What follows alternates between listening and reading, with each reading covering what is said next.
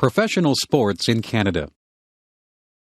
Canada is a relatively young country, existing as a separate national and political entity only since 1867. As a result, its sporting traditions are relatively young as well.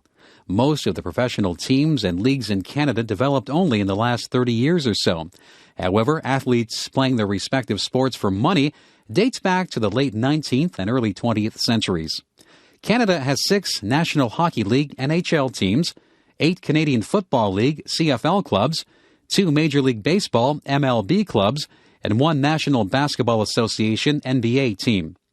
There are also smaller professional soccer and lacrosse leagues in Canada.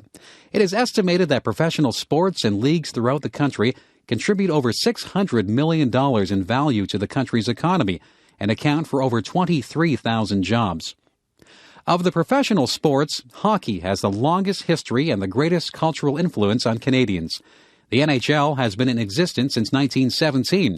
However, organized professional and amateur leagues existed in Canada long before then. Many small-town teams competed for local or provincial championships and had a strong influence on those Canadians who had little access to or knowledge of big city teams in Toronto or Montreal. In fact, it was not until NHL games were broadcast on the Canadian National Radio Hockey Night in Canada radio broadcast that many Canadians had experienced an NHL game. Indeed, despite the fact that the NHL was considered Canada's most prestigious league, it was not until the advent of television in the 1950s that most Canadians had ever seen an NHL game. Today, all professional sport in Canada is one way or another affected by the more powerful American leagues. In the sports of baseball and basketball, Canada has no professional leagues of its own. Instead, Canadian teams play in the American-dominated leagues.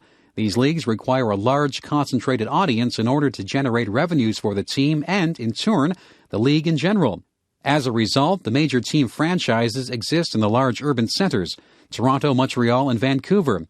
Even between those cities, the teams are not evenly spread.